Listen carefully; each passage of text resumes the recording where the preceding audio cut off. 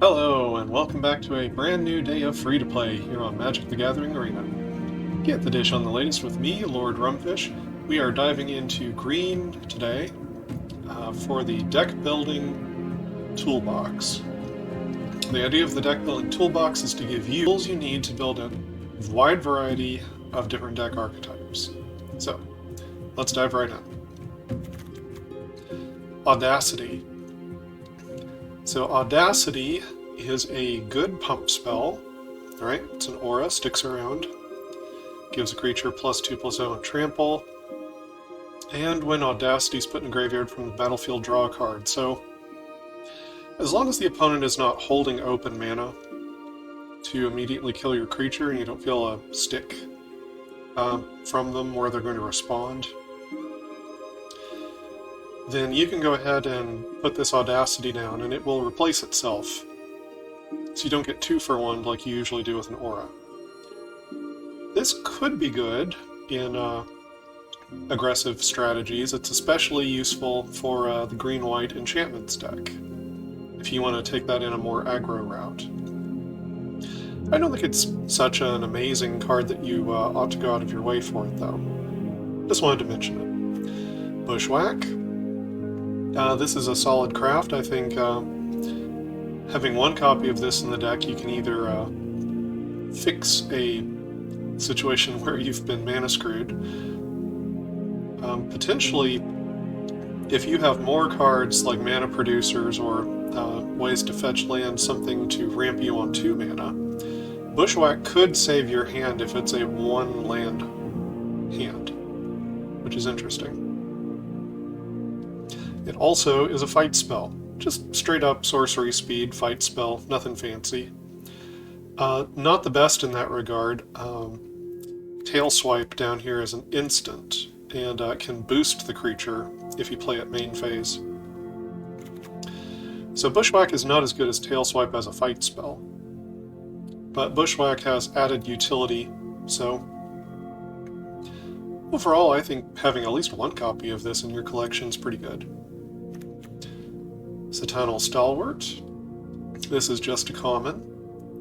You can use it to tap an untapped artifact or creature you control to make mana. So this is not Llanowar Elves. It requires something else to be on the battlefield. On the plus side, if you do turn this on, it makes mana of any color. It requires some deck building considerations, but overall I think it's probably a useful card for a deck that can find the right ways to turn this on. Deathbonnet Sprout. So if you specifically like a green-black self-mill strategy, then this card at the 1 mana mark, assuming that almost all of the spells in your deck are creatures, this will flip over pretty reliably, and you can build synergies into the deck to make sure you mill yourself more, to ensure that this quickly becomes a 3/3 that starts growing further. So for 1 mana, this can be a heck of a good threat for the right deck. It's narrow, so I'm not going to recommend you craft it. Evolving Adaptive. You might very well want to go in for 4 copies of this card. So it gets oil counters.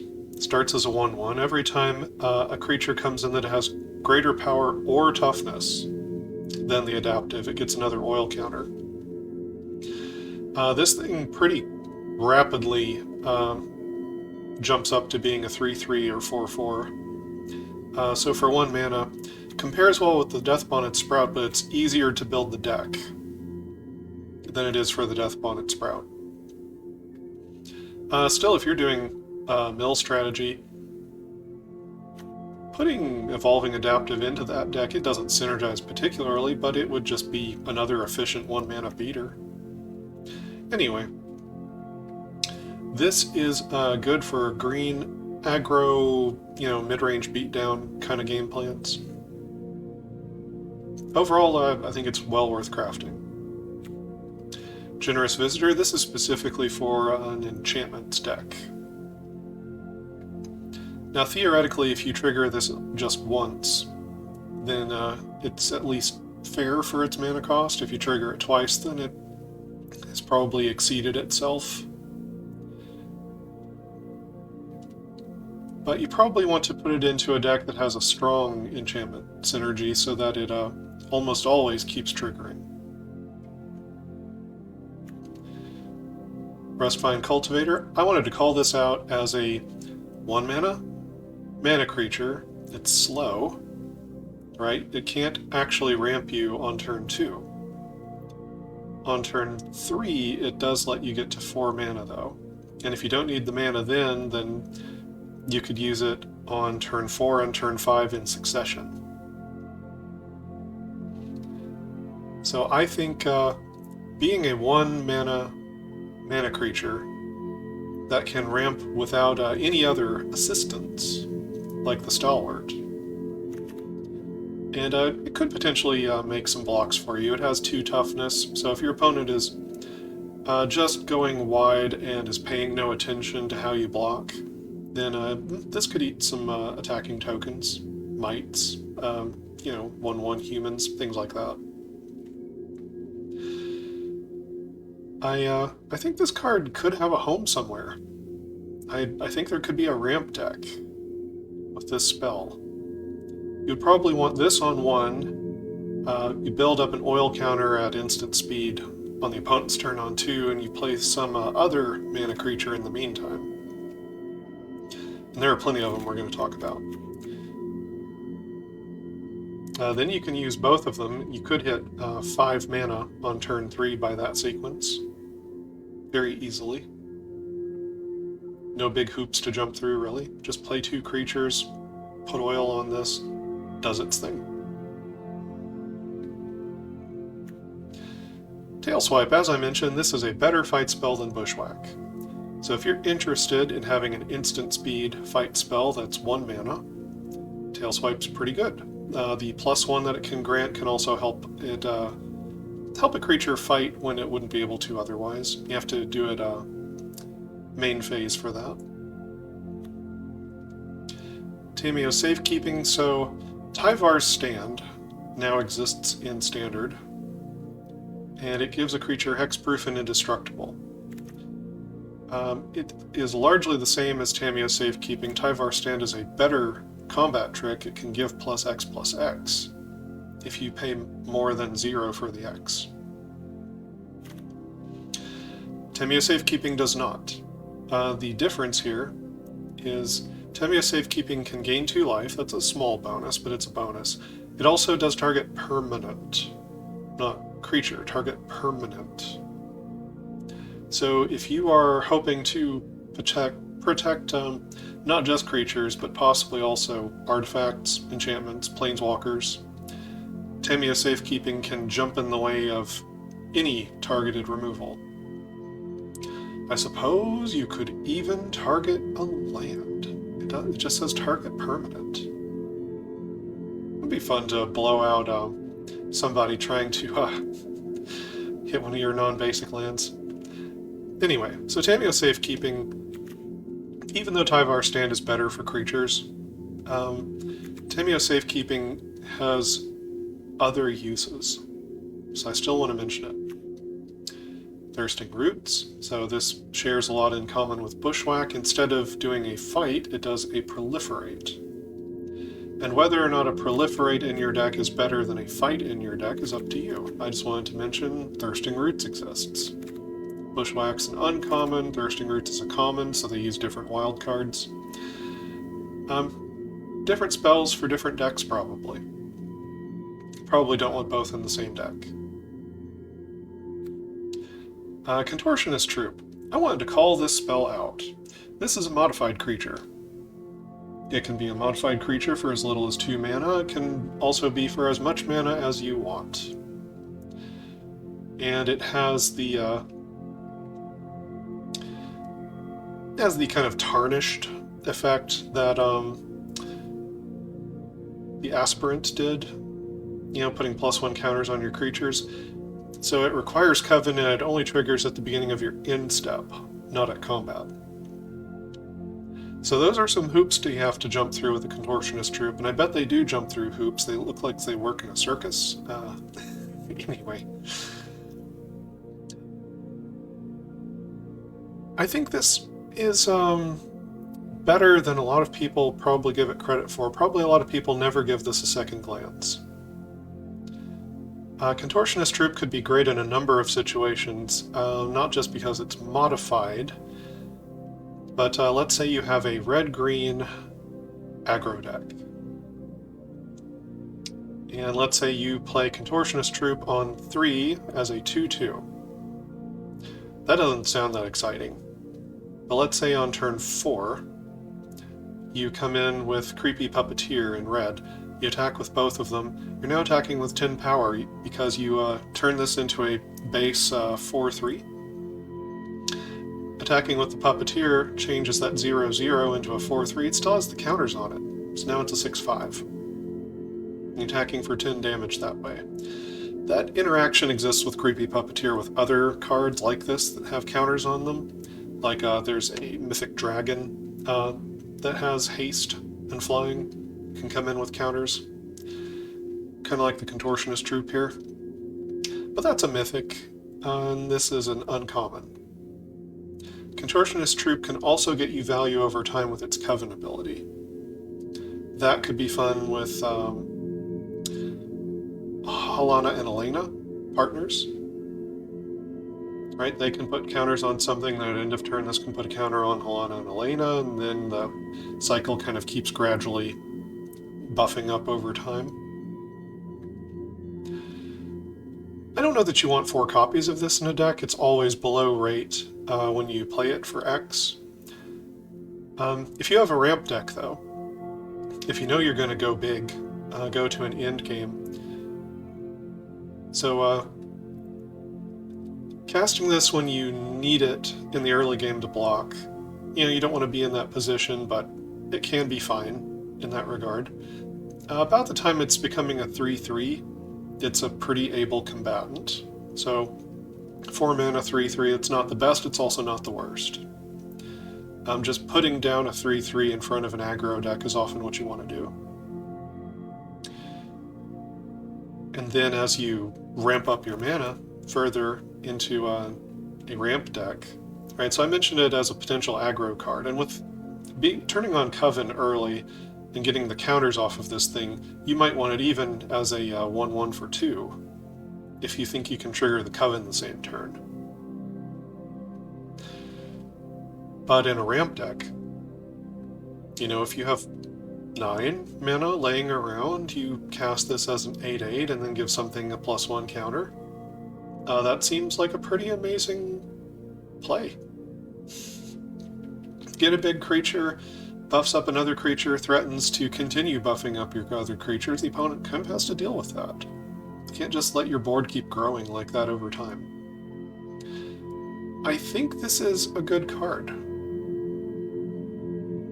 No one uses it, so I'm mentioning it to you out there in the world.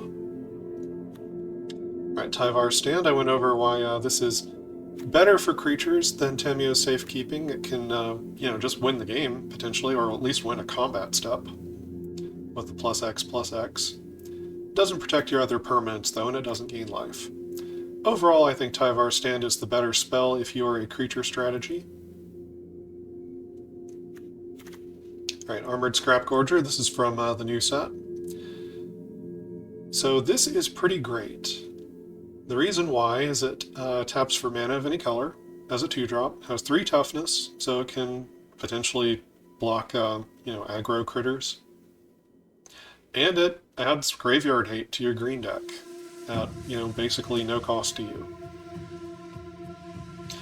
The one thing I'll mention about its Graveyard Hate is that it also hates on your graveyard. It's not a May ability. Bear that in mind if you're thinking about putting this into a deck with, Shigeki. Shigeki doesn't care for the Scrap Gorger quite so much. You might choose a different creature for Shigeki. Because this is Many Journeys. This is one of the best ramp card pieces you have access to. I ended up getting 4 copies of it without making any crafts. I did, you know, just the new player decks and jump-in events, and I got 4 copies of this, and it's amazing. The main deck building consideration you need to do is to run more than 24 lands. You probably want to run somewhere between 26 to 28 lands with Azusa's Many Journeys. You want to be as sure as you can that you're going to have 3 land in your hand by turn 2.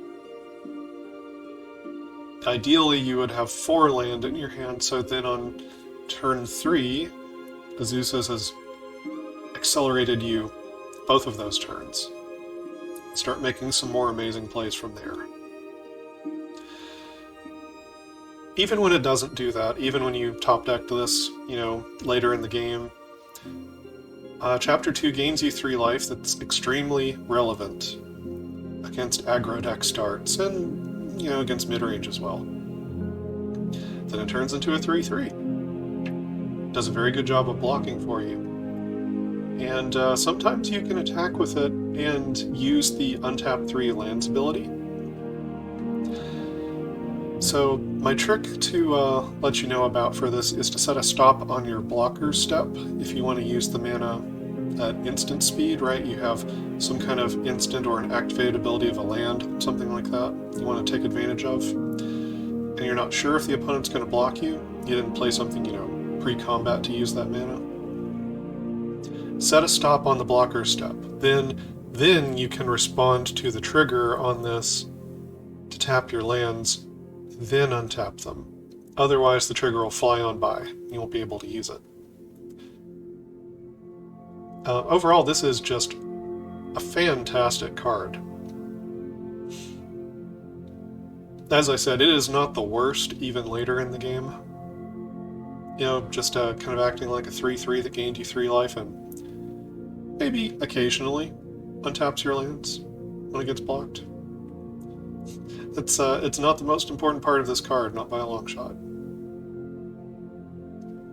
It's really good. Give it a shot. Canker Bloom. So, this is from Phyrexia All Will Be One. It's a good card. 3 power for 2 is quite threatening. You can pay 1 to sack it to destroy an artifact, enchantment, or proliferate. The proliferate's the interesting one on this, because otherwise, Canker Bloom reminds me a great deal of Outland Liberator, which we already had access to. Now on the front side, Outland Liberator has 2 power and not 3. But on the back side, it's a 3/3, so once it's a 3/3, it's even better than Canker Bloom. The extra point of toughness matters for removal spells and combat math in all kinds of ways. And if you get the Frenzied Trap Breaker, it blows up artifacts and enchantments when it attacks.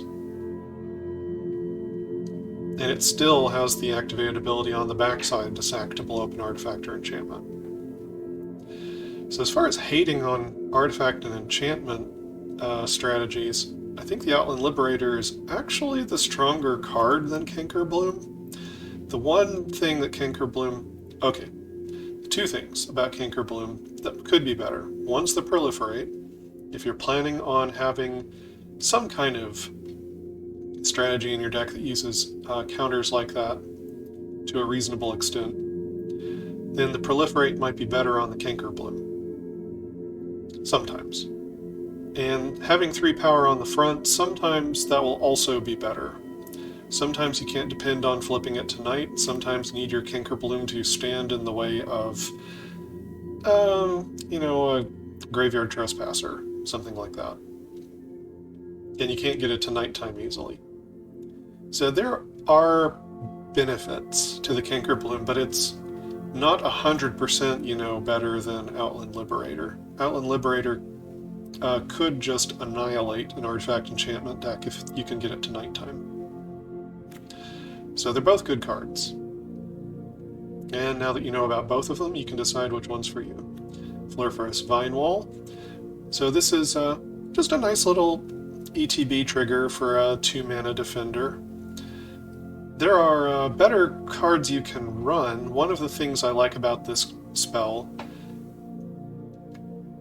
is, well, one, you can juggle it around through play with things like Restoration of Iganjo, but there's a green rare we're going to look at where having 0 power could potentially matter.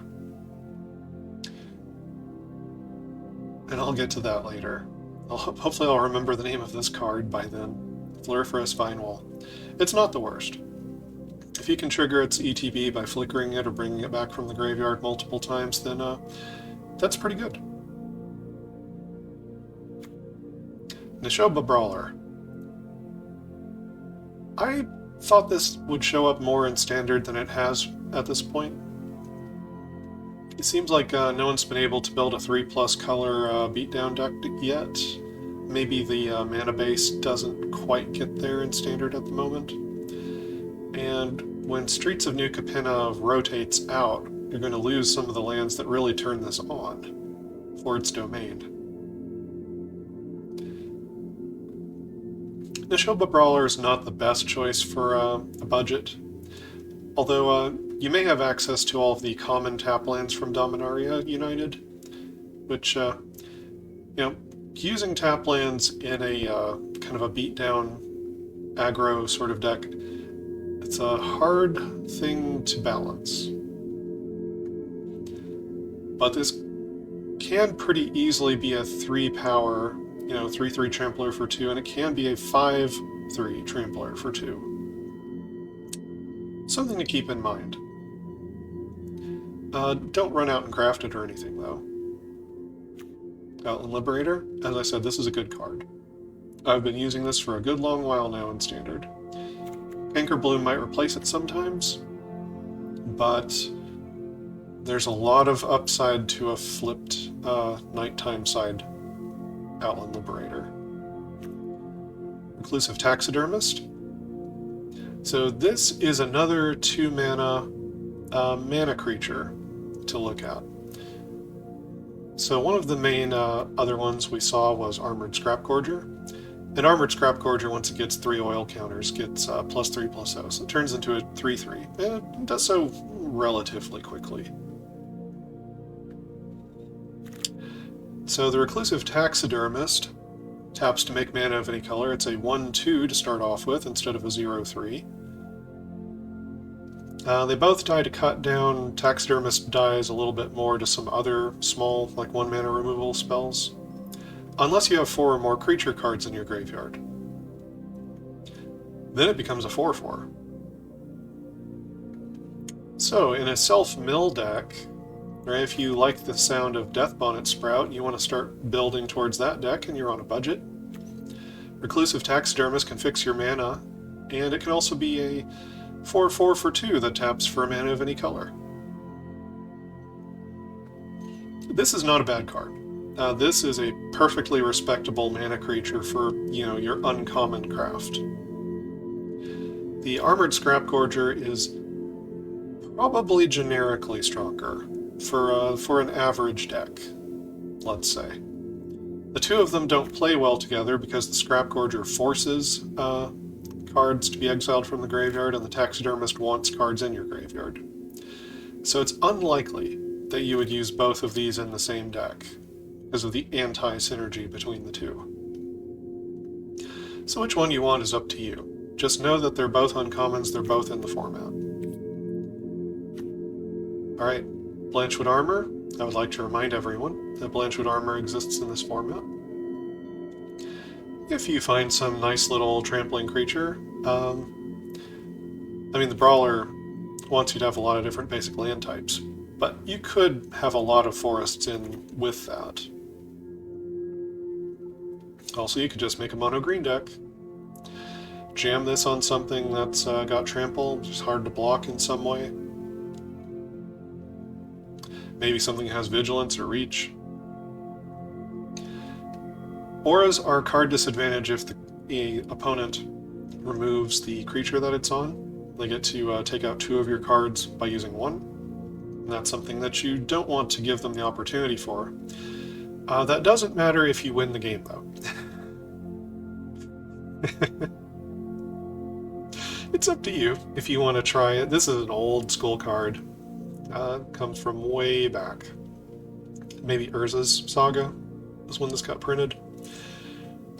Oh, maybe that's why they brought it back for the Brothers' War. That'd be a neat callback.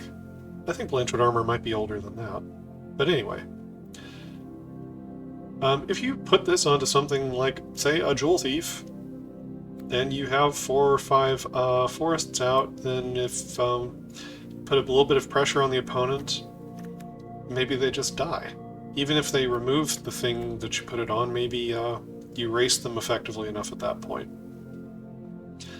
This is a powerful card. Don't forget about it. Don't run out of your way to craft it, but it's an idea. Jewel Thief is quite good. The body this puts onto the board is extremely relevant for its mana cost. Does not die to a cut down. Does very nicely in combat against aggro decks. It's something that they just have to get off the board, and even if they do, it leaves you a treasure token. If you're kind of in a position where you can, the vigilance is nice, lets you keep this as a blocker and an attacker. So yeah, as a one of ramp and a decent threat unto itself, Jewel Thief. It's good. Give it a try. Path to the festival. If you want to go more old school with your ramp, and I do like the certainty of getting lands onto the battlefield. Lands are very hard to deal with now. I mean, they've always been somewhat hard to deal with, but it's especially hard to get rid of lands now at this point. One of the only spells that reliably could cut you down is, what is it? Urza's Silex? It's one of the Silexes that I highlighted in the white video. It makes each player sacrifice down to 6 lands. Other than that, you get lands, they stick. Stick forever. And this is 2 fetch spells. Now, you don't always get a good opportunity to do the flashback on this. 5 mana is a lot. If you're in a position of parity with the opponent, or, you know, when you're ahead, then you can cast the front side and the back side of this card. And if you can cram a 3rd basic land type into your deck, you get a scry off of this, and the scry is quite relevant. It's very nice to have. Just, if you scry something to the top when you cast the front side, and you like it, then don't cast the back side, because then you'll shuffle. Anyway, Path to the Festival is a good card. It's a very solid piece of ramp, because it can do it twice. So if you want to go really big in your ramp deck, if you want to go up to 7 drops and above, then you need some cards that can get you 2 lands at a time instead of just 1. The Weatherseed Treaty is probably a more powerful value proposition up front than Path to the Festival is. It's nice to have the flashback here, but the Weatherseed Treaty can get you a land, get you a 1/1, and then give a creature a little pump and trample. And it's good enough to use in a mono green deck. Even if all it gives is +1/+1 and trample, you might have some giant creature, like say Cleanup Crew, or Blossom Prancer, that you would like to have trample. And the +1/+1 is nice, but really the trample is some of the best part there for getting those large creatures through. This is a great spell. Great to have. And by the time it's hit Chapter 2, it eats up an opponent's Invoke Despair pretty nicely. Like a lot of sagas. Alright.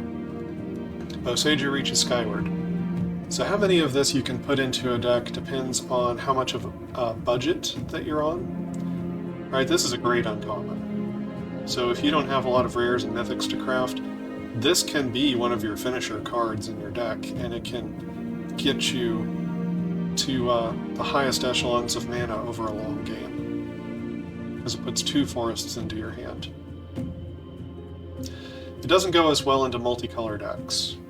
You need to run a lot of forests in your mana base to make sure you get value out of this card.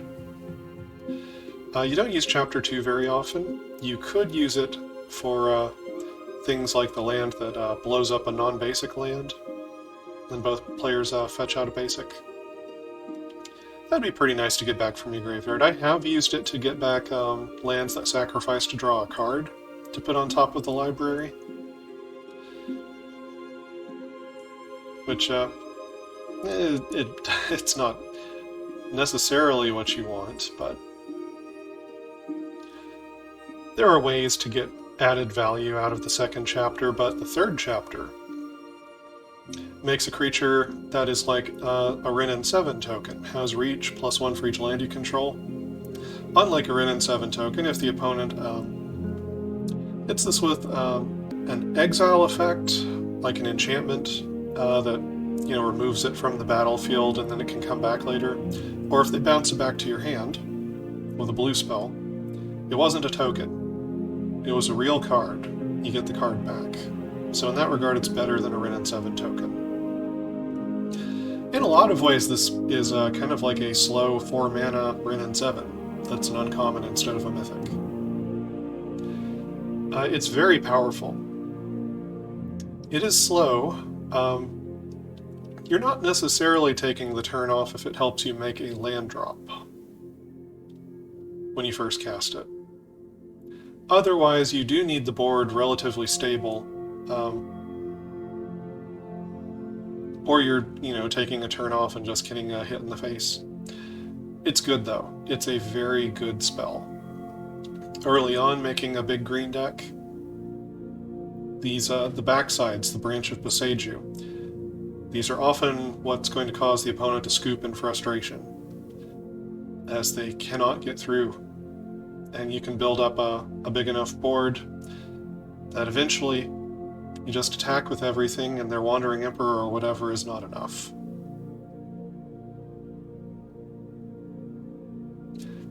If you're up against sweepers, getting a card advantage like this, right? This one card puts 2 forests into your hand. So this is card advantage. It's 2 cards for 1. And then instead of being like a card draw spell where it goes to the graveyard, then it turns into a battlefield presence, and you could theoretically maybe get value off of Chapter 2. It doesn't happen very often, but you might. Don't do it if you're just putting a basic on top of your library. Do it if there's some, special land that sacrifices or, gets you value in some way. Then you can put that on top. Overall, this is a good card, especially as an uncommon. Alright, Cartographer's Survey. This is an old card. It's been around Standard for a long time. Hasn't done much. Everyone has forgotten it exists. By the way, I would like to point out that the art on this card looks like it came from some other plane. Maybe Kaladesh? Looks like it got recycled in the art department. Doesn't belong on Innistrad. Anyway. It looks 7 cards deep to find 2 lands that don't have to be basics to put onto the battlefield tapped. So, if you really love your non-basics, maybe you have a strong land strategy, and you want to ramp. Multicolor deck, you don't have room for a lot of basics. Then as long as you're running up towards, 30 lands or so in your deck, there's a very high probability you'll hit 2 off of this. As long as you, jam those lands into your deck. You can get there.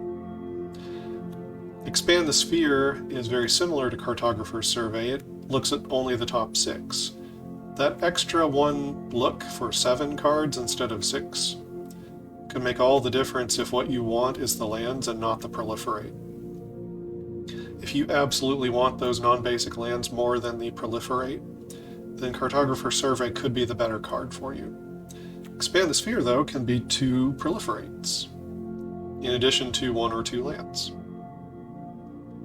So if you have a strong counter theme, proliferate theme in your green deck, then Expand the Sphere can serve a similar role to Cartographer Survey. Sometimes it will be better, because you can proliferate.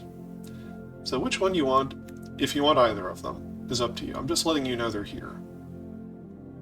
These go onto the battlefield tapped, unlike Boseiju, which puts them in your hand. So, Boseiju has certainty to it. These two are not certain, but they ramp you rather than just get you card advantage, land drops in future turns. Ramping up 2 mana is a big difference. Saw Blade Slinger.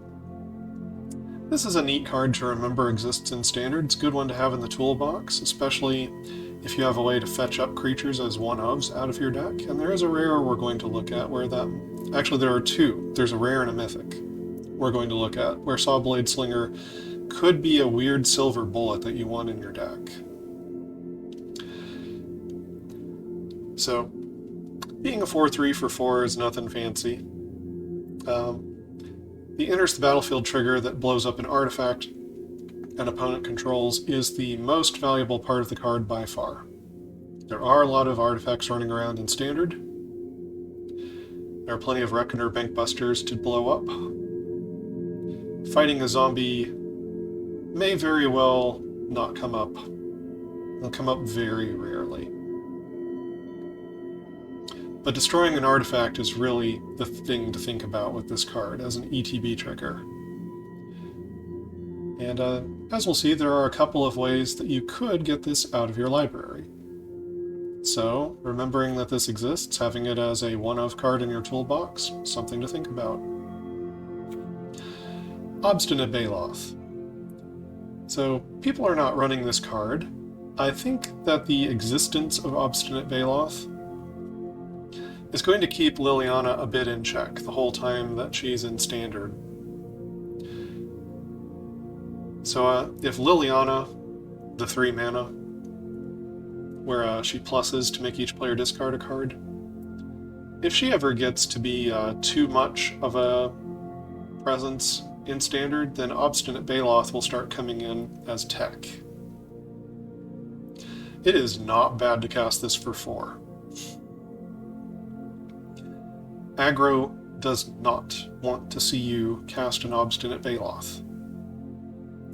This is a board stabilizing presence that gives you this 4/4 that they must deal with in order to get through on the ground.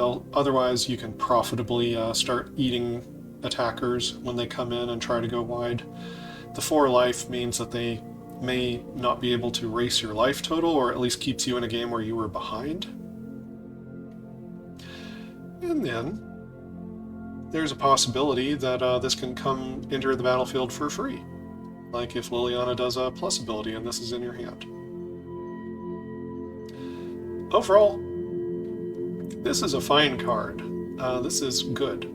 If you want to do a green beatdown deck and you hate losing to, say, red decks, Obstinate Baloth is going to do great work for you.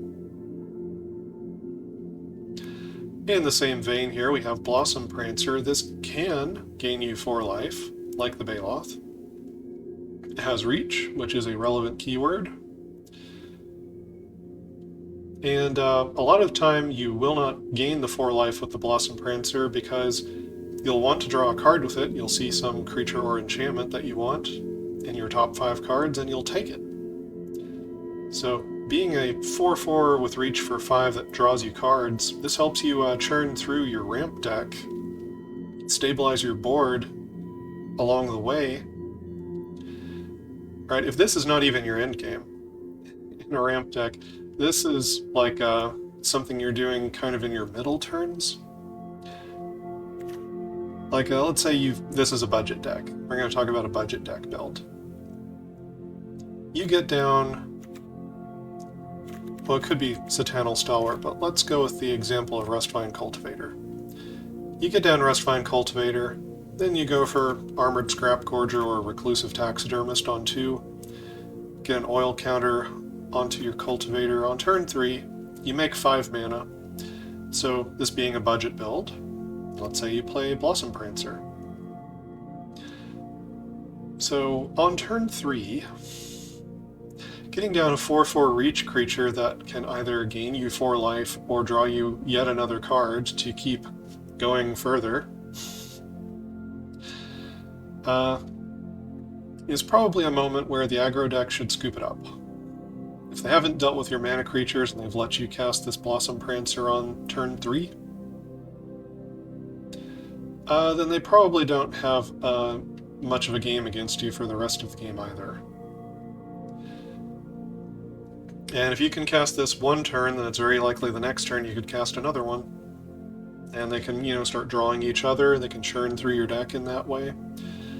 And then, you know, after you've cast a couple of these, then maybe you pick up something big, like a Titan of Industry or a Brambleworm. Maybe you grab a Cleanup Crew. Cleanup Crew is kind of like a little miniature Titan of Industry. It costs 1 mana less. The 1 mana less is relevant. Sometimes you have 6 and you don't have 7.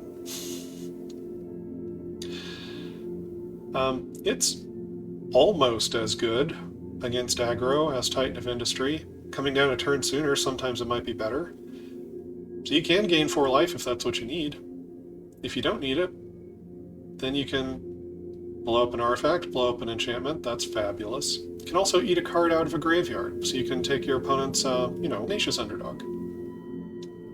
This could eat a Tenacious Underdog. There's other things that can eat out of the graveyard as well, like in the Soldier deck. They have a lot of things that matter out of the graveyard. The 4 life might be relevant there too. Just Cleanup Crew as a 6 mana card. Very often you want to run this along with Titan of Industry in a big ramp deck. I find that the Cleanup Crew is great. As far as against being a red deck, sometimes they pack Shoulder Dancers that deal 5 damage to something. 6 damage, though, they just ain't got. A 6/6 just is such a roadblock for an aggro deck. So if you ramp into this, get down a 6/6, gain 4 life, they're in trouble. Unless they can go wide and get around you despite the life gain, this card kind of shuts down the game from that point. And that's the thing about these life gain cards here, is they are great when you're behind against aggro. And cards that are good when you're behind are always worth making note of. And then, again, doing its best impression of a Titan of Industry as an uncommon. So we had just looked at Cleanup Crew, now we're going to look at Brambleworm. So this one has Reach and Trample. It's got the keywords, right, of Titan of Industry, and it can gain 5 life when it enters the battlefield. So it doesn't do, you know, some of the neat artifact enchantment destruction or the graveyard exiling. It doesn't do that stuff that Cleanup Crew does. But it does a lot of the other things that are good with Titan of Industry. Having a big reach creature very often gives you a board stabilizing presence against a deck where they are very unhappy to see it. Right, there's a Mythic Angel that's a 5/5, has shield counters on it. They don't want to see you having giant reach creatures with more than 5 toughness to stabilize the board and gain life. Because they can't profitably attack in at that point. And then Brambleworm can exile itself out of the graveyard for 5 life. That's a synergy that it could have on a budget version of like a Death Bonnet Sprout, Reclusive Taxidermist type build. Now if you have the rares and mythics, some of these budget options that I'm mentioning might not matter to you.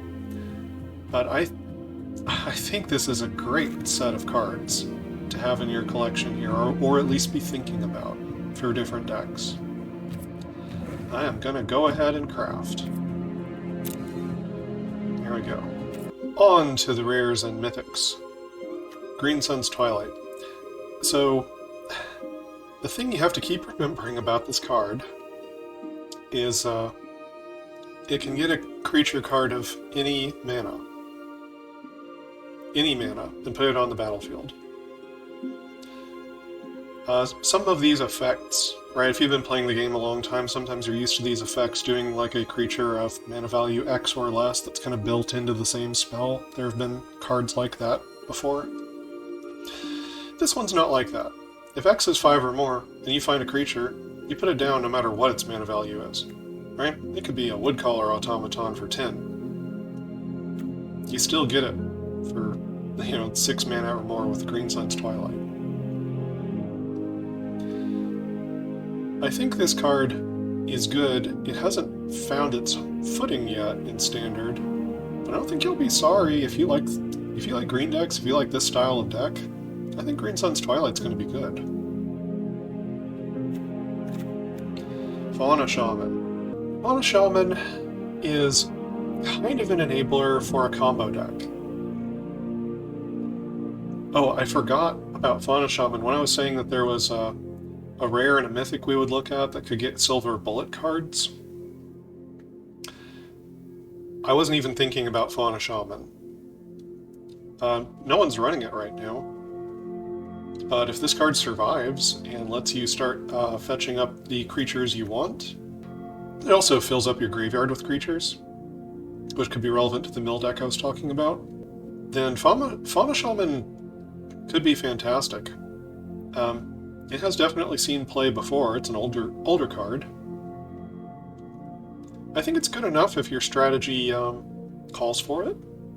If you have a lot of neat silver bullet creatures that you can pull out of the deck, or you want your graveyard to get filled up. I think this card is good. I'm not going to tell you to go out of your way to craft it, but I don't think you'll be sad to try to use it. Galagreeters. This one does definitely see play in at least one green deck. It also has artifact synergies because it puts out treasure tokens. So just as long as you have creatures entering the battlefield, you're triggering the Galagreeters.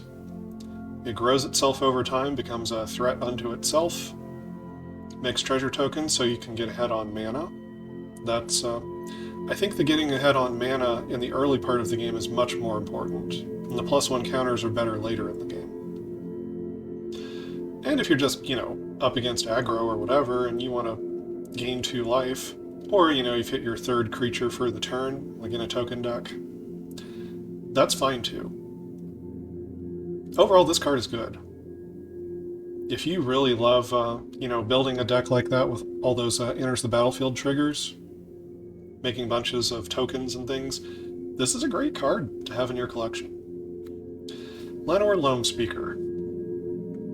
So I believe that the Llanowar Loam Speaker is a little bit better than the uncommon 2-mana creatures we looked at that make mana. But I don't think you need to go out of your way to craft it because those uncommon cards exist. In particular, I think Armored Scrapgorger with its Graveyard Hate is a really neat tool in your arsenal. And I'm not convinced 100% that the Loam Speaker is better than that card is. The Graveyard Hate is better in some matchups.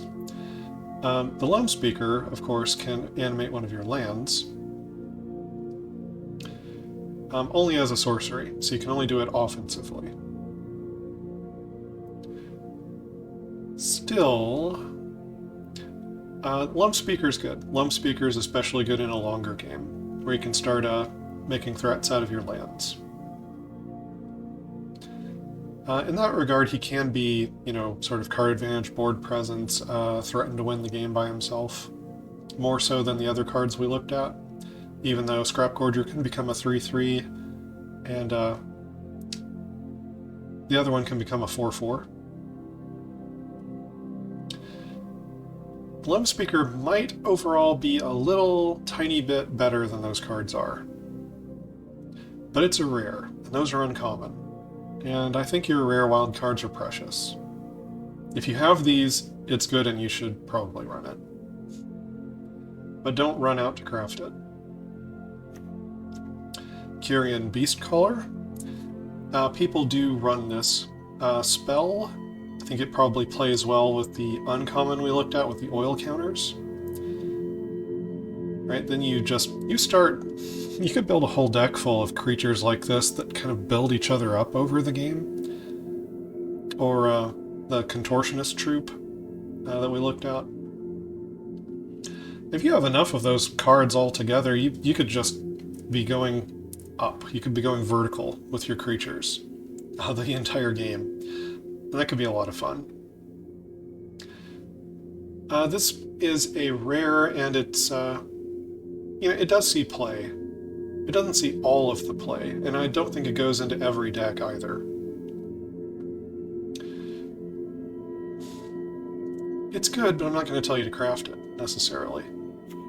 Shigeki is so good. If I didn't have a copy, I would be sorely tempted to craft a copy of Shigeki. As it is, with the intro decks and the jump-in packets that I've chosen, I have 2 copies of Shigeki here, and I think 2 copies is a good amount. He's legendary, so I don't think you necessarily want more than 2. It's nice to be able to play him on turn 2. Threaten to block, bounce him back to your hand, ramp up your mana, and then later in the game do the channel. And over a very long game, a very, very long game, it is nice to have 2 Shigekis to channel. Overall, he's a great card. No complaints. Definitely worthy of crafting. Awaken the Woods. This is a really neat card because it makes land tokens. I almost wish they weren't creatures, because creatures can die. I kind of wish this just made land tokens that weren't creatures at all. That's probably part of the balance of this card. You could say making them 1/1 creatures gives this card added value, makes it, they could threaten to win the game on their own, works with various strategies. But it's also a weakness that it gives to these tokens that it makes. Also, if they weren't creatures, they might have to make them enter the battlefield tapped, or you could use them for mana immediately. This way they have summoning sickness. It's a neat thought to have if you give your creatures haste. Maybe you could work that in with Awaken the Woods somehow. Maybe there's some kind of weird combo there. Anyway, the fact this makes land tokens is very, very interesting. We looked at Blanchwood Armor earlier. Cares about the number of forests you control. These are forests. Think about that one. Overall, it's a neat card. I think it can go into a variety of decks. Creature token strategies, as well as ramp decks that want to ramp up to a crazy amount of mana. It's like it puts out X Llanowar Elves, except they're also forests. It's neat. This is a neat card. Definitely worth thinking about. Bloated Contaminator. This is a popular one from the new set. I think it's fair. Has every reason to be liked. 4/4 Trampler for 3 is nothing to sneeze at. Has Toxic 1, and then when it deals combat damage, you proliferate. That doesn't just help your Toxic. If you had a Planeswalker kind of deck, or if you had a deck, like we were talking about with things, lots of counters on them, like Gala Greeters, and Kyrian Beastcaller, and the Contortionist Troop, and the Oil Counter guy, at that point, who cares about the Toxic? Proliferate your creatures, win the game with damage. That's fine. Overall, I think this is a good card. For being a rare, I would call it a square deal.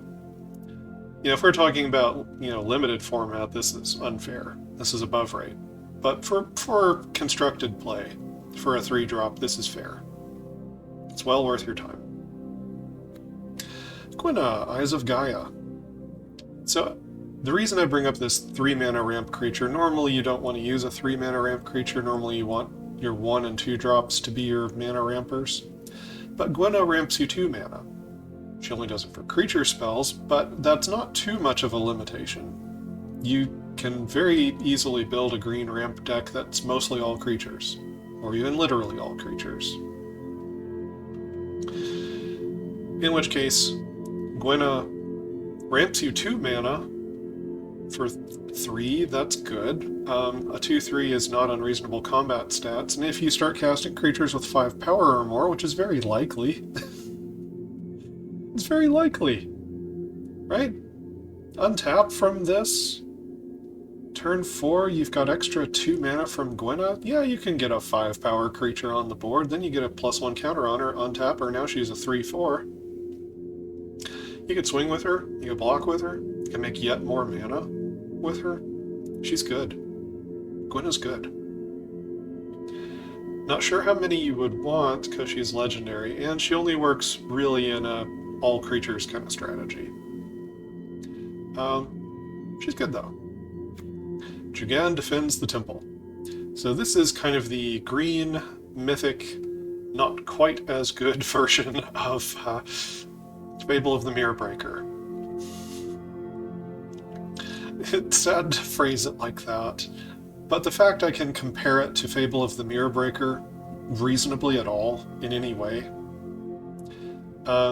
clearly means that this is a great card. Anything that stacks up comparably to Fable of the Mirror Breaker is good. So, Chapter 1, you get a 1/1, taps for green mana. That's fine. Chapter 2, get a +1 counter on up to 2 target creatures. That's fine as well. You know, works nicely in your creature strategy with your ramp deck.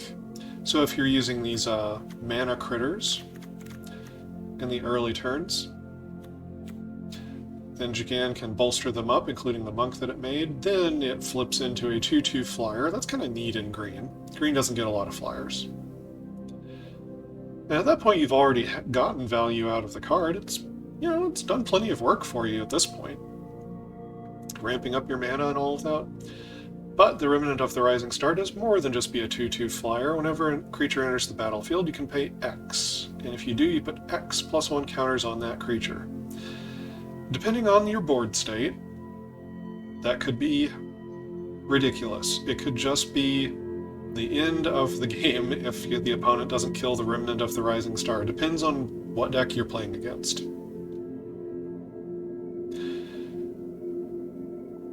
There's a lot of board situations I can think of where the opponent can't afford to leave the Remnant alive, or you just run away with the game.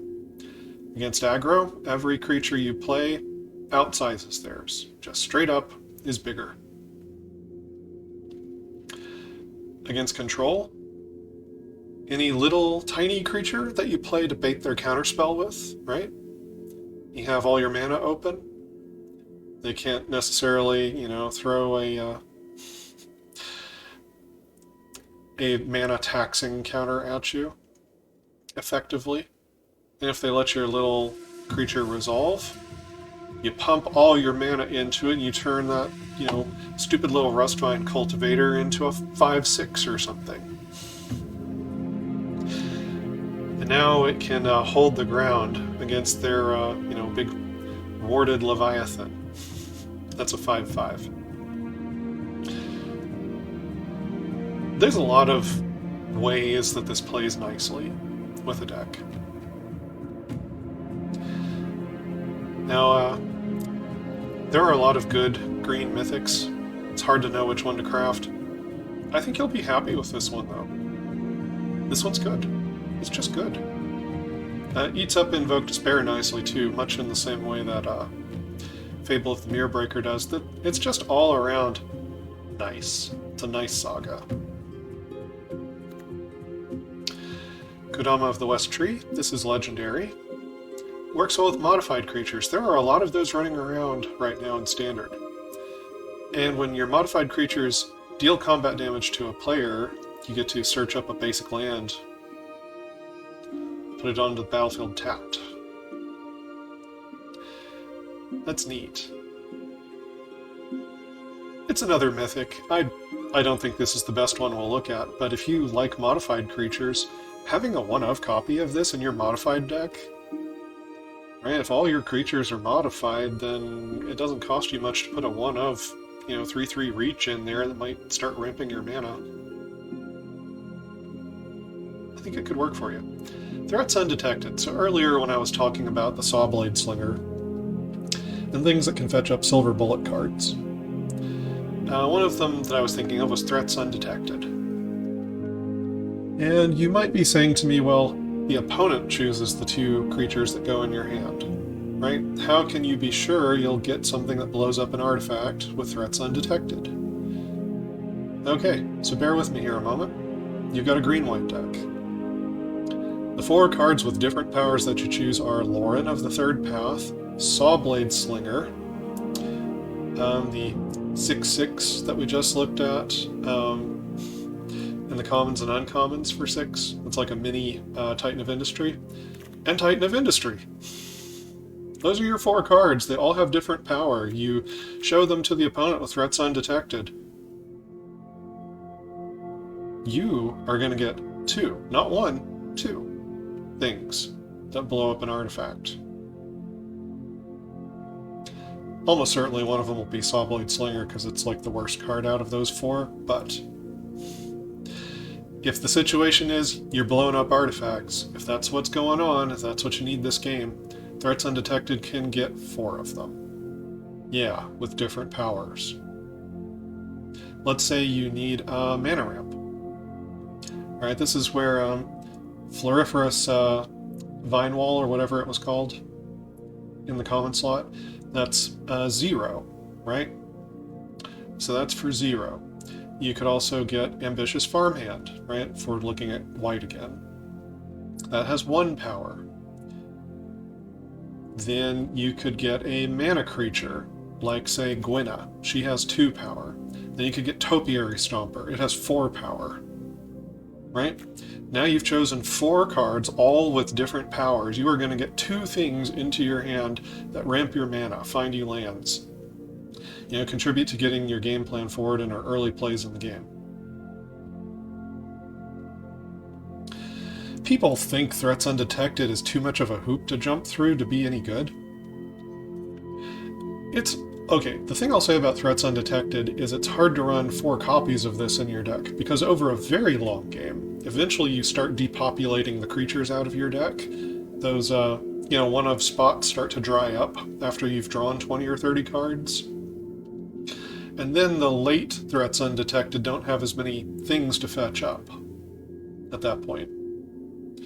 Unless you, have a 120 card deck, that kind of thing, which works. It does, it works. You can run all 4 threats undetected in a big deck like that. It would work just fine. So yeah, having a one-of copy of threats undetected is great, and it can fetch up all your silver bullets. I would even go so far as to say 2 copies of threats undetected could go just fine into a deck like that. I think 2 copies of threats undetected, you can build around it. Like I said, you can find 4 things that find you lands, you can find 4 things that blow up artifacts and enchantments. There's more than that too, right? There's the werewolf that we looked at, and there's the Cankerbloom, the common and uncommon. There's the Cathar that has flash that can come in. And then, threats undetected, you could start looking at things like, you need a removal spell, then an Eccentree has 1 power, Brutal Cathar has 2 power. We can play this game. We can do this. Threats undetected, you can find what you need across different powers of creatures. Right? It is complex to build your deck to take advantage of threats undetected. But if you're like me and you enjoy a puzzle, right? If you like putting on your thinking cap and you like a little bit of a puzzle, threats undetected, it can do what you need it to do. I think I've demonstrated that at this point. Alright, Augur of Autumn. This is just a square deal. This is a good card. Can help you hit land drops off the top, and then Coven turns on, and you can start just playing your deck if it's all creatures. So again, the all creature strategy, Augur of Autumn is very good for it. Cemetery Prowler. This card is actually really good. It can ramp your mana by exiling something of a card type that you'd like to cast, like say Creature, out of an opponent's graveyard. A 3/4 for 3 is actually pretty hard to remove with a removal spell. Blocks quite well. It has Vigilance, so it attacks in reasonably well. Playing this on curve, on turn 3, if not sooner, but certainly by turn 3. This is great, and then it can ramp your mana. It can actually help get you to your later creatures and other spells faster by exiling things out of the graveyard. This is a surprisingly good card. Now, it's a mythic, and you may have other things you want to do with your mythic craft, but man, Cemetery Prowler's a heck of a 3-drop. Speaking of cards that are a heck of a 3-drop, we got Topiary Stomper. So this is a 4/4 with Vigilance. That fetches a basic land out of your deck onto the battlefield tapped. The catch is that it can't attack or block until you have 7 or more lands. So Topiary Stomper works better for an old-school ramp deck. Right, we talked about, when I mentioned some old-school ramp cards in the commons and uncommons, things that actually get lands and put them into play rather than creatures that make mana. If you go that route, Topiary Stomper is going to be great. You can turn on that 7 land clause much sooner than turn 7. And at the point that this turns on and becomes a 4/4 with Vigilance, which is not too hard to do if you're dedicated to ramping, then this works above rate, right? Kind of like Bloated Contaminator. Bloated Contaminator is a more of a threat. It's more threatening than the Stomper, and the Stomper, being kind of a late Vigilance card, gives you a potential attacker into board states where there are annoying things that might come out of your opponent's hand, like Wandering Emperor. The Vigilance is very nice for. And 4/4 is just a great blocker, generally speaking. This is all the way around a solid card, nice to have in a ramp deck. If you go this route, you probably won't be sorry for the rare crafts. Conduit of Worlds. So this one hasn't totally proven itself yet. I'm going to stick my neck out here and say that this card is amazing. It's going to be in Standard for a long time. We have a long time to see what Conduit of Worlds is going to do, so you don't have to craft it yet. Playing lands from your graveyard is good.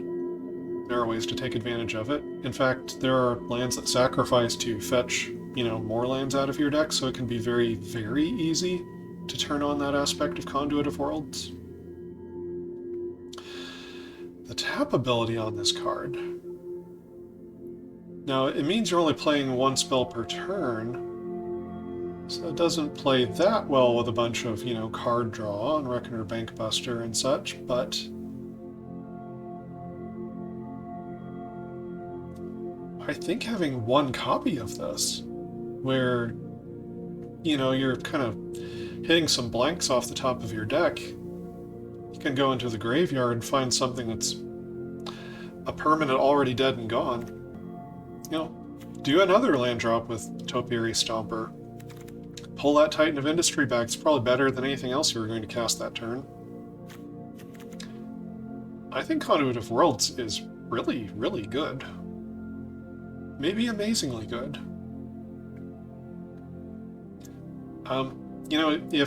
If you're building up cards in your hand or the top of your deck is kind of blanks, like you're drawing land, this is, like you're drawing an extra card a turn. As long as you can take advantage of it. And it's, as I said, it's pretty easy to do, not hard to set up.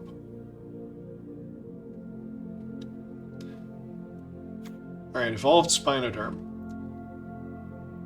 So, let's see, I think Blastoderm came out, is that Nemesis with the fading counters back in Mercadian Masks block? Is that when they printed that? So Evolved Spinoderm is much like the Blastoderm.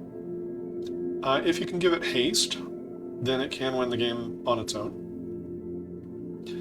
If you can't give it haste, then it might only do 15 damage to the opponent over the time that it's around.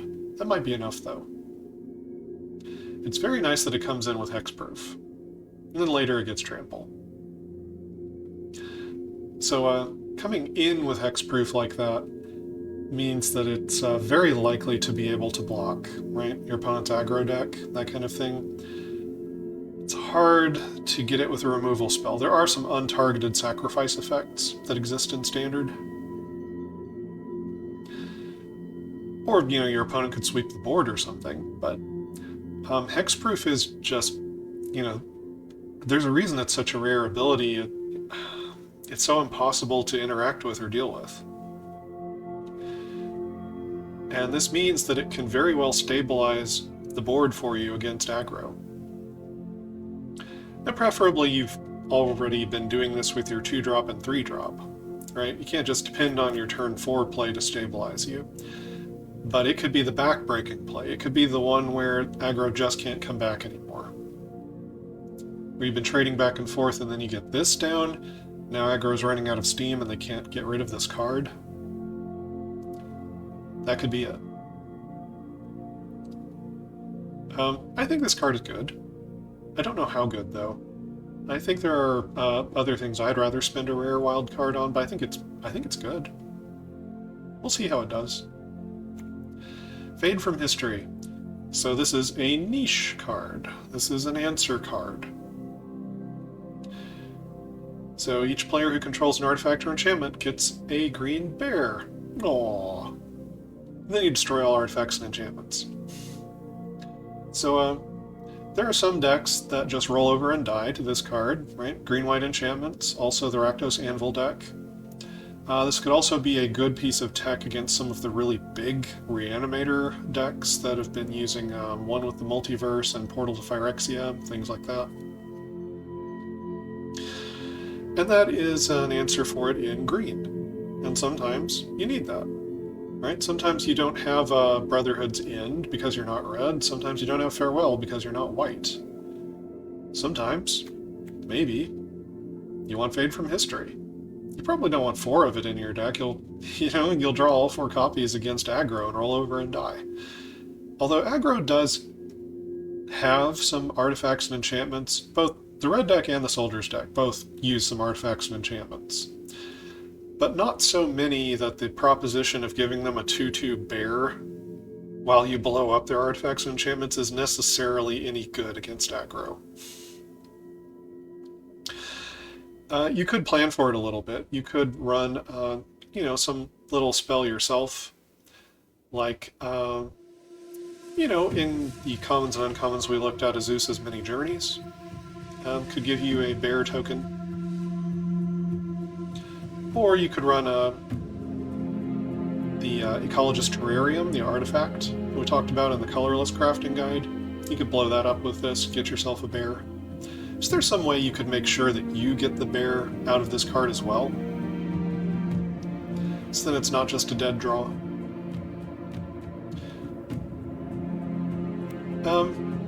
Overall, it's probably not the first thing you want to spend your rare card on, but it's good to know that it's here. Ulvenwald Oddity, still a great card for a green aggro beatdown deck. Or if you want to go green-red. The tricky part about going green-red is the mana base isn't as simple.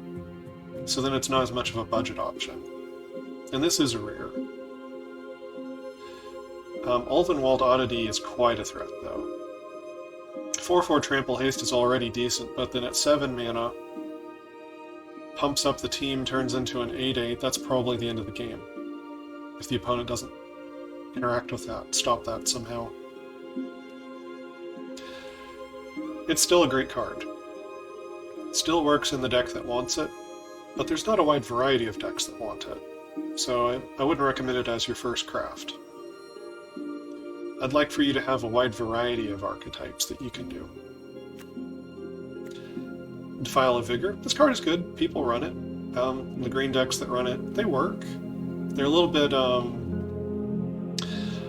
one-trick ponies because they die to sweepers. The thing is, people often are not running sweepers as much in this format. They're running a lot of spot removal. And that opens the door for cards like Defiler of Vigor to potentially be really good.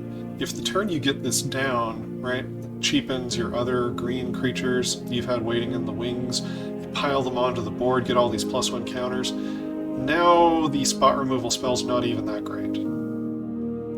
Right, maybe you kill their 8/8 Defiler or Vigor, but it put out +2 counters on everything else they controlled and you're still dead. So this card definitely works, but it's also a little narrow. It works really well in kind of one particular style of deck. Kura, the Boundless Sky. This is probably the dragon spirit that gets run the least, with maybe the exception of the blue one. This is maybe vying with the blue one for being the dragon out of the cycle that sees the least play. I think Kura the Boundless Sky is good. So you can tutor 3 lands, not basics. Not basics. I'm going to say it again. Not basics. And if you were with me on the land crafting guide, then you might have 1 each of the legendary cycle lands. Right? Kura can go fetch those for you. Kura can also go fetch, some of those nifty new sphere lands that exist in Phyrexia. All will be 1. Right? Could get Mirrex that makes creatures. It could get Mishra's Foundry, is that what it's called? That turns into a 2/2. Basically, if you have a bunch of neat lands that you have access to, then this can effectively draw you spells. Right? It can draw you cards. Lands count as cards anyway, right? Drawing 3 lands is still card draw. But I mean they can be spell effects. That's neat. It's an interaction with Kura that I don't know if I've ever seen anyone try to build that deck. Where they put Kura into a land deck along with, cards like Slogurk and Titania and the 5/4 cat guy. And then there's the whole second mode where you get an XX green spirit token where X is the number of lands you control, which is enormous. If the board is fairly empty, right, if your opponent doesn't have the ground gummed up with things and you think there's a chance you can get in, you could leave that spirit behind to keep threatening the opponent. Now they need double removal spells. 1 for Kura, 1 for the spirit. Or the spirit could very well kill them on its own. I think Kura is good. I think this is a good card. I think it is worthy of a mythic craft. It's just that there are a lot of other neat green mythics.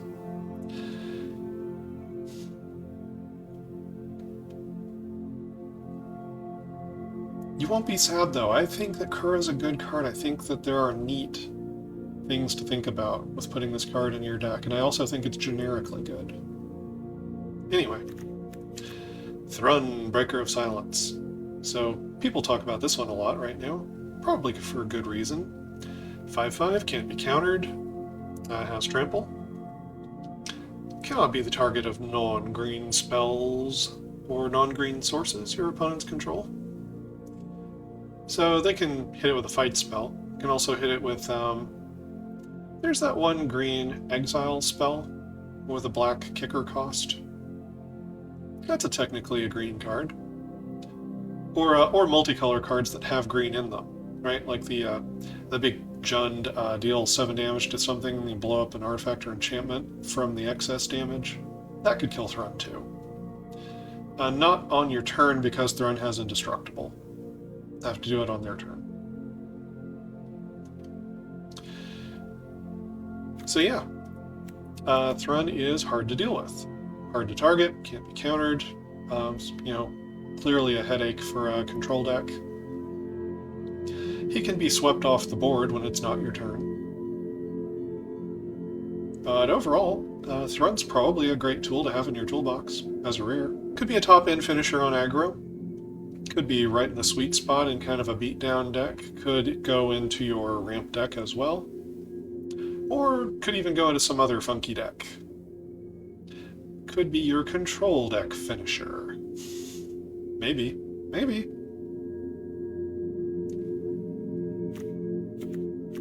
Alright, Workshop Warchief. So, This isn't just a 5/3 trampler that gains you 3 life and leaves behind a 4/4 Rhino. It can also blitz in. That gives it haste. That means it could kill an opponent's Planeswalker, which is often what I do with this card. Between having haste and having trample, that is often the job of Workshop Warchief in my green decks, is kill the Planeswalker. Go attack it. And your opponent will kind of throw whatever in front of this Warchief that was going to die anyway, and draw you a card and leave behind a 4/4 to try to save their Planeswalkers. It's kind of beautiful. There are situations that it doesn't work out for you, right? Sometimes they've got the Wandering Emperor or the removal spell. But this is a good card.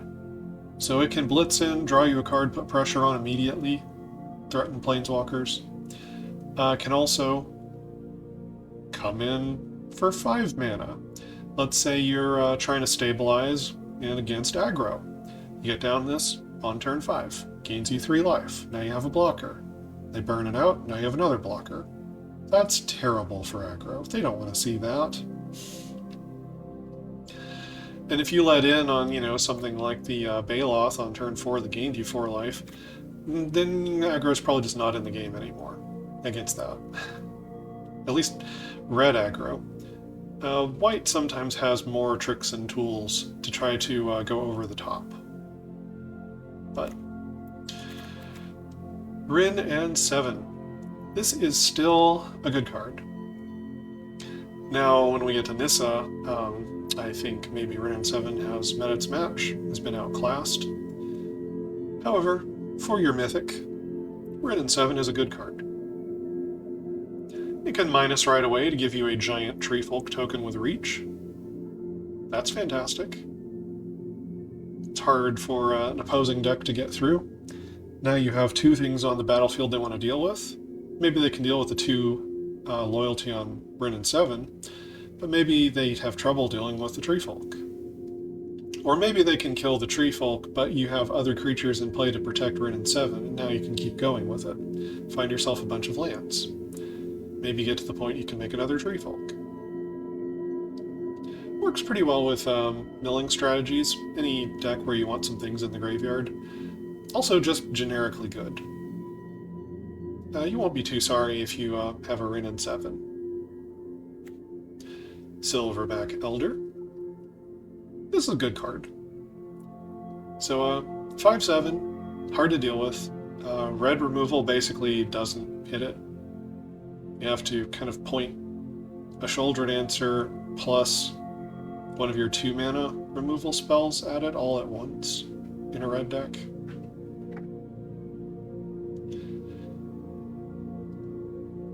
Anyway, so it can die to removal, but it's pretty tough.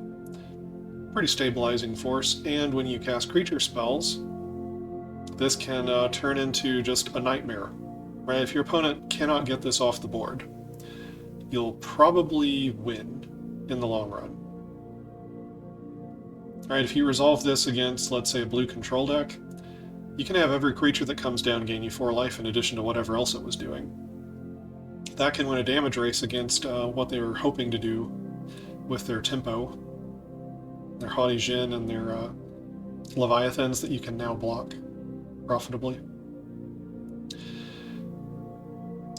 Or, starts blowing up artifacts and enchantments. If the opponent can't stop that, and they have artifacts and enchantments that they like and they need, they can't probably come back from that either.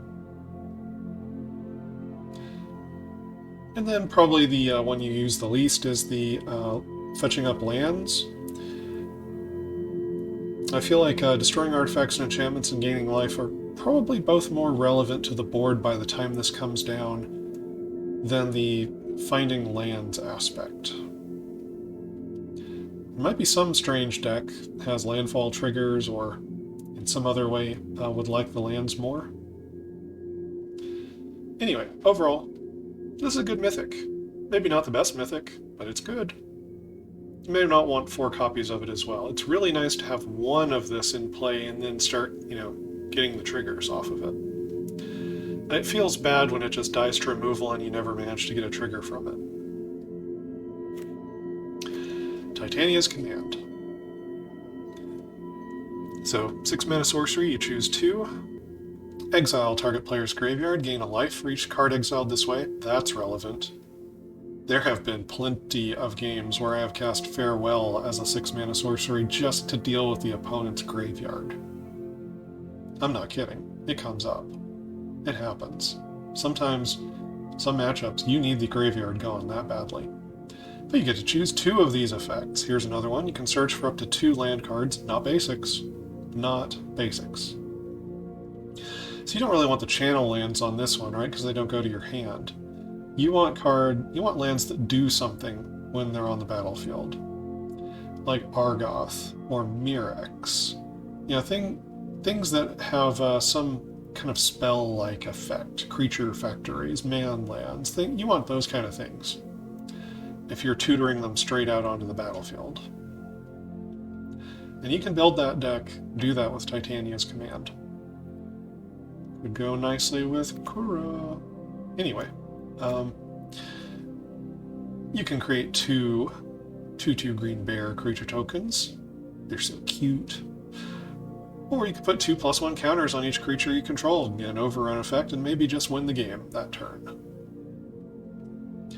This is a pretty neat selection of options, and you get 2 of them.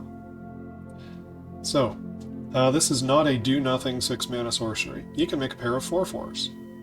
Right? That's one of the modes on this card. Make a pair of 4/4s on an empty board. That is very certainly not nothing.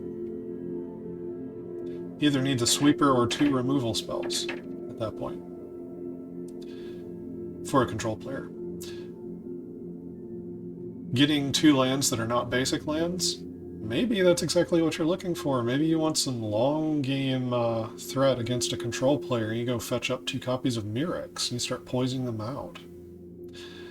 Exiling the graveyard, you know when you need to do this, probably. You know the sorts of decks and the sorts of shenanigans where you need to exile the graveyard. If you need to do it, do it. The life gain can help you, even if you don't need to exile the graveyard, right? Could help pad your life total against aggro, or, you know, late against a black deck that's been hitting you with Invoke Despairs. Gain some life, exile their graveyard. Overall, I find, and then just, you know, the potential overrun effect of this card for, you know, if you do have a bunch of creatures, just make them go big. Swing in. It feels like this card wears a lot of hats. Seems like this could be generically good in just a lot of different times, a lot of different decks, and could be especially good in a deck that has some neat lands in it. But even if you don't, I think the card is still good. Overall, I like this. I like Titania's Command. I think it's a perfectly good rare craft. Vivian on the Hunt. So when I mentioned there was a mythic that might be interesting with something like Sawblade Slinger, where you have some weird silver bullets in your deck, this is the mythic I was thinking of. Vivian on the Hunt. I know, she's maybe not as shiny as Nissa, the Ascended Animist. She's going to rotate out of the format sooner than Nissa. And you can't cast her for 5. But Vivian is still interesting. So she can either plus to draw you potentially multiple cards, right? If you have a deck that's really thick with creatures, then milling 5 cards, there's every likelihood you could hit 2 or 3 creatures. If you've built the deck that way. Her +2, you can sack a creature and then find one out of your library with 1 higher mana value. So, with the example of that Sawblade Slinger, you could take your 3 mana creature. Maybe that's a Topiary Stomper that you ramped up to 6 mana to get the Vivian on the Hunt with. Plus this. Sacrifice that Topiary Stomper, you get the Sawblade Slinger, because what you really need to do right now is to blow up the opponent's Portal to Phyrexia. You need that thing off the board. It's more important than having the Topiary Stomper. So trade this in for the weird 4-drop, blow up their artifact, and the opponent just feels like the shuffler and the matchmaker has had it in for them that day. How did they get paired up against this weird deck? And then Vivian can also minus. She can minus to make, even without any plussing, she can minus to make 16 power of green Rhino Warrior creature tokens. That's a heck of a creature token to produce. Now, she doesn't compare that favorably at the 6 mana mark, minusing to make 4/4s, as Nissa would at the 6 mana mark. She would plus there to make a 6/6, I believe, if you lose 2 life and cast her for 6 mana. I'm not saying Vivian on the Hunt is better than Nissa. She isn't. She is not better than Nissa Ascended Animist. But she's neat. She's neat because you can stagger the mana costs of the creatures in your deck and have this funky toolbox of answers that you can rip out of the deck. Like, let's say you're not just mono green, let's say you're green-white. You could plus to sacrifice your Lauren of the Third Path that already blew something up of the opponent's to then go get the Sawblade Slinger, and now you blow something else up. Then you can plus again from there, right? Go get a 5-drop. Maybe you could go for the Silverback Elder if you're really on the blow-up artifact enchantment train. You can go get this guy. Or you could go get the Workshop Warchief, get this stabilizing board presence down that gains you life. Go get Thrun, Breaker of Silence. That sounds like a pretty good 5-drop to go fetch. Kura, Boundless Sky. That sounds nice too. I mean, you can build your deck in such a way that I think Vivian on the Hunt can be a really good card. It's a little sad that she never found a home and kind of gets overshadowed by Nissa at this point, but I don't think you'll be sorry if you craft her and use her. I think she's neat for deck building. I think she is, in fact, generically good. Better in a creature deck. Better in a deck that's dense with creatures, for sure. But that's not a really tight deck building restraint. Now, you can't just jam her in a Super Friends deck, but green decks like her. So, something to keep in mind. Storm the Festival. It's good. It's good. You really prioritize your 4 and 5 mana spells when you're building a Storm the Festival deck. You want to get the most out of them that you possibly can. This is when you run Wrenn and 7 over Nissa Ascended Animist, is when you're doing like a Storm the Festival list. Also, you probably want to spread out your legendaries a little bit. Right? You're taking kind of a random flip through your deck. You'd feel really bad if you hit 2 Wrenn and 7s or 2 Thruns, but you'd be really happy to hit 1 Wrenn and 7 and 1 Thrun.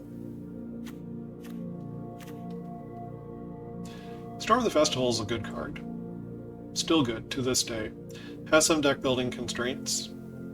Can't just jam it in anything, but there are many different ways you can build a Storm the Festival deck, so that's why it's interesting to build around.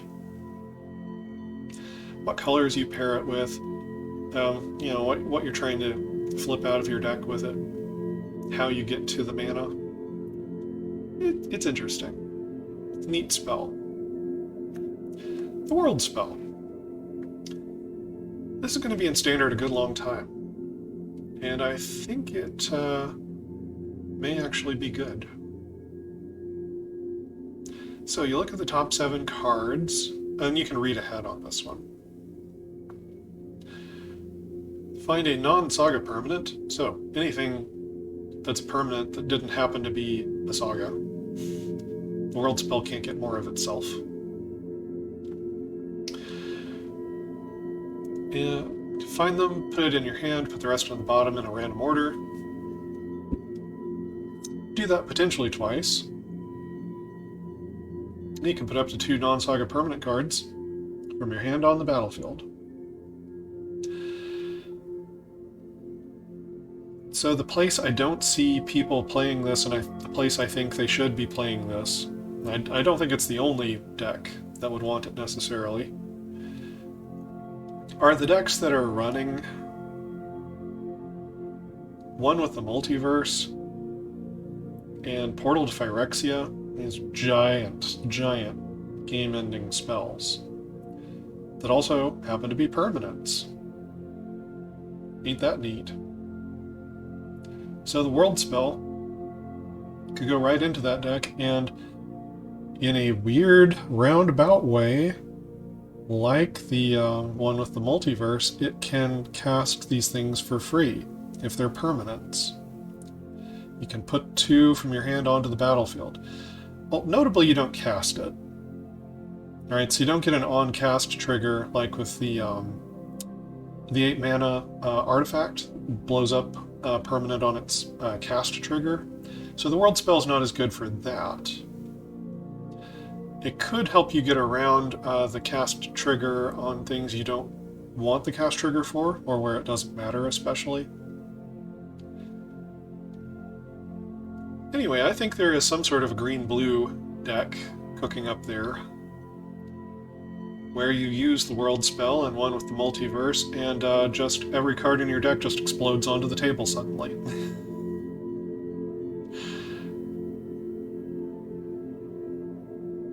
I think it could very well happen.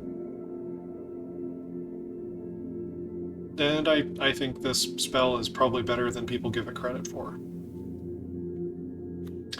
Zopandrel.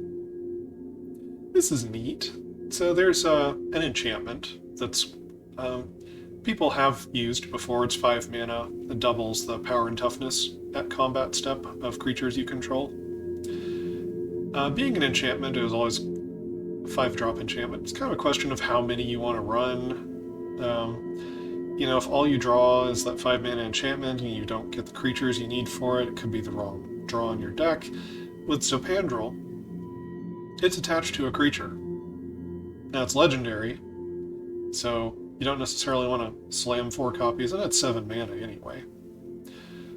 But I think it could be a pretty obvious one-of include for a go big green deck.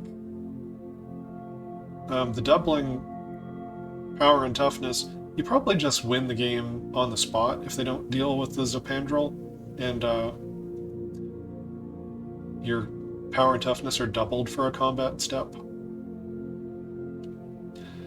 And you might be able to make Zopandrel indestructible, so the opponent can't deal with it. And it has reach, which is a relevant keyword. It'll be an 8/12 blocker for flyers. I think this card is good. I don't think you want 4 of it. But I think if you're that kind of, you know, creature-dense green ramp deck, you probably want 1. You probably do want 1. Titan of Industry, what can I say? Titan's a great guy. Feels kind of more fair than a lot of cards in Standard do, even with, you know, Reanimator strategies and, you know, ramp and other such things. Titan just feels like it's about right for its mana cost.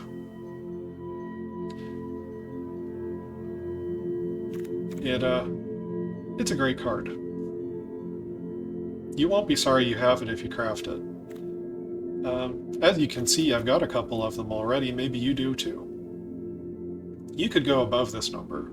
I think it is worth the mythic, but you don't have to. There are some neat budget options that we explored down at the, you know, 6 and 7 mana mark among the commons and uncommons. But Titan of Industry, it's a great card. Tyrannax Rex, or Tyrannax Rex, maybe? Alright, 8/8 for 7, can't be countered. So, like Thrun, we got another green threat that can't be countered. That's interesting. 8/8 Trample, Ward 4, Haste, Toxic 4. If it doesn't kill him with damage, it'll kill him with poison. Hard to target. Ward 4 isn't quite hexproof, but that is a heck of a lot of mana to have to pay to target something.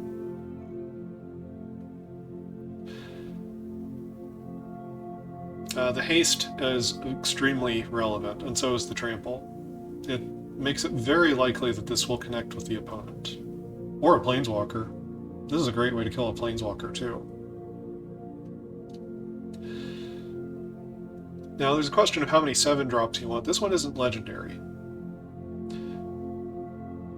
So you could run the playset. That would be a little wild. And hey, if you can make the mana, maybe you do. If you were going to run 4 Titans anyway, maybe you go with the 4 Tyrannics and just win a bit faster. Dodge board sweepers a little bit from the haste. I think this is a good card. I think it's going to see some standard play.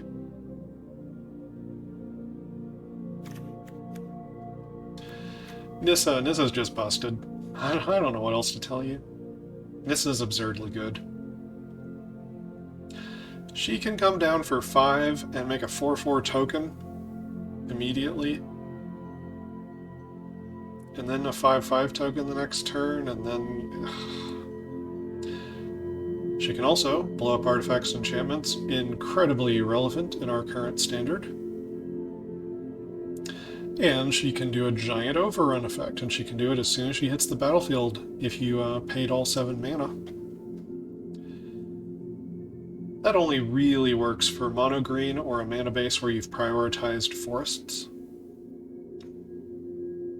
Basic or otherwise.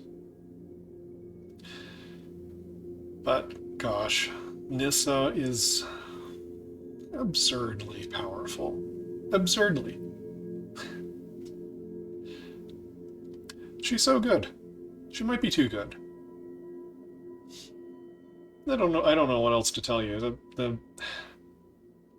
plussing to make ever larger creatures every turn, minusing to deal with the opponent's board, just winning the game with her ultimate, which you don't have to wait for if you have the mana. This is bonkers.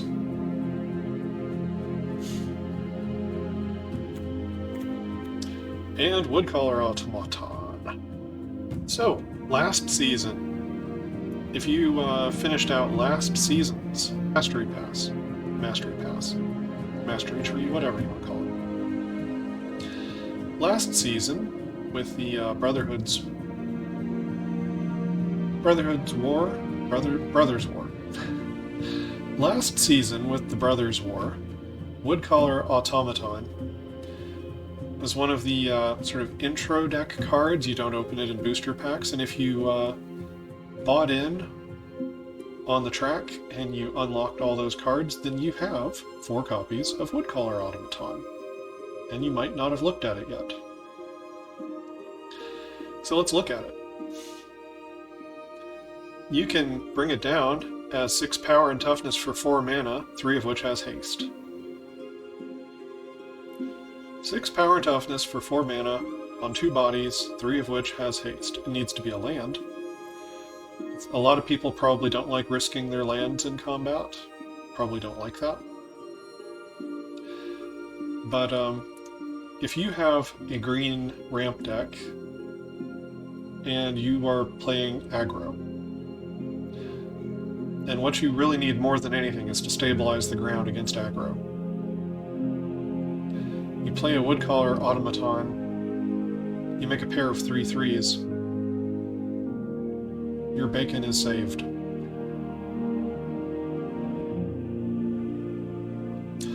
Or maybe what you need to do is kill the opponent's planeswalker, like I was saying about haste creatures. Haste creatures are very good for this. People often will try to leave something on the battlefield to protect their planeswalker with, but still, it's good to be able to put that pressure on them even after a board sweeper. They might not think they need to if they've swept the board. Then you can get in with your land and kill that planeswalker. Yeah, I think at the 4 mana mark for this prototype creature, It just serves a variety of excellent roles in a beatdown deck, and you can put it quite nicely into a ramp deck, get up to 10 mana, then you put 16 power and toughness on the board, 8 of which has haste. That sounds pretty good. Or you could reanimate this. You could. Yeah, drop it in the graveyard. Reanimate it. It's an ETB trigger.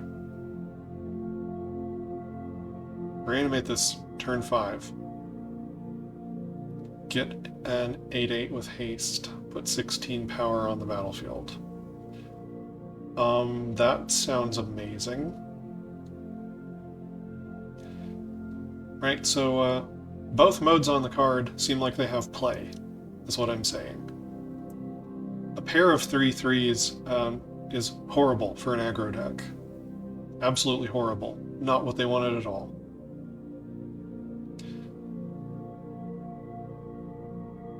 Can pressure planeswalkers. Can pressure the opponent's life total pretty reasonably as 6 power and toughness for 4. And it has this whole backside of the card where you ramp up or reanimate it, and it's just absurd how big it is. I think Woodcaller Automaton's a good card. I don't know how many you run in a deck. Have to tinker with that a bit. But I think it's good. I think it's just generically good. Just in general. I think it's just good. My other account, I've unlocked this card. This account I would have to spend a rare if I wanted to craft it. That's the downside. Is if you weren't in last season, finished out the Mastery Pass, then you haven't unlocked this card. You might have to think about spending a rare wild card to craft it. Alright. So it's time for me to pick out one rare and one mythic. So, let's take a look at the options again. Green Sun's Twilight. Yeah, even though I've already got this one, I think it would be neat to have more. Fawn Shaman's good. Greeters work well in multiples. Lump Speaker's good, not in a hurry to do that. Beast Caller, I think there's more budget options to try to do that. Shigeki, don't really want the third one. Awaken. Blood Contaminators, solid card. Doesn't excite me that much, but it's very solid. Could be great for the proliferating. Gwynna, legendary. Not sure how many I want to do. Threats Undetected. Very powerful card, especially as a 1/of rare. Augur of Autumn, another great card for creature-dense decks. And also if you can make more of your land drops than normal. Cemetery, okay. Stomper is a great craft, just good, solid, all-around card in general. For a ramp deck especially. Conduit of Worlds, very much in contention here. So cool. Spinoderm, I like it, don't like it enough to craft it here. Already have a Fade from History, it seems like a very narrow application card. Oddity, I've got this on the other account. Defiler doesn't have a wide enough variety of decks to go in. Kura, okay. Trying to mix up my rares and mythics here. Thrun, I like that I already have the one copy of Thrun, he's legendary.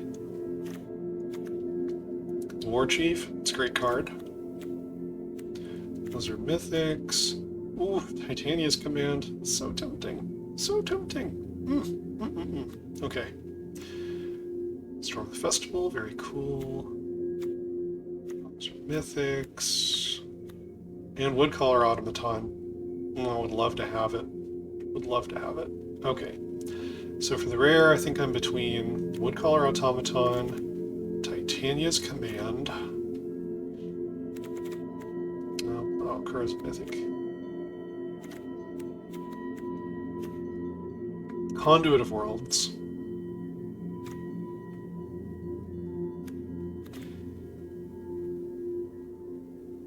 Threats Undetected. Fauna Shaman and maybe another Green Sun's Twilight. Okay. I know that's a lot to pick from.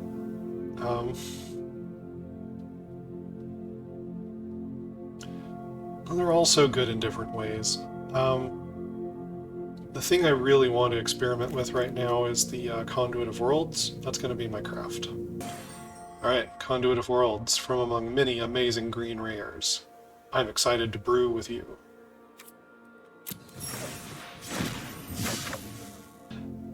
Alright, for the Mythic, there are so many amazing options to look at. Awaken the Woods is super cool. Seems like there's combo decks and all kinds of funky stuff you could do with this card.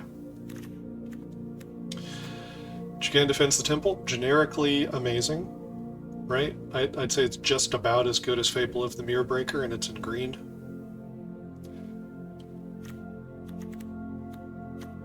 Kodama's fine, a little bit narrow. Cemetery Prowler's it's just a great 3-drop. Not what I'm going to craft here. Kura. Man, Kura's super cool. Super, super cool. Really like it. Ren 7 is great. Silverback Elder is great. Vivian on the Hunt. I think this is a neat card from a deck building perspective. It's a very neat card to get all your silver bullets out of your deck with. This and Threats Undetected seems like some interesting puzzle to unlock with that build. The World Spell. I don't think it goes in a wide variety of decks. I think the deck it goes into could be very powerful, though. Zopandrel, I think is just generically amazing for a kind of a beatdown deck that goes big ramp deck. Titan of Industry, who could argue? Tyrannax Rex, very, very good. Maybe not good for a wide variety of decks, though. Nissa and Woodcaller Automaton. I was fortunate enough earlier today to open this Nissa out of a booster pack. And because she's legendary, I think I'll look at something else for my craft today. Before I opened her, this was going to be my craft, though. She's that good. But since I opened one, I'm going to turn my eyes elsewhere. I'm really between Awaken the Woods and Kura. I'm going to craft the Kura. I'm interested in what some lands decks can do in green, and acquiring more of these pieces are interesting to me. Kura, the Boundless Sky. You do not get enough respect. Great legendary dragon spirit. Humbly, I choose you.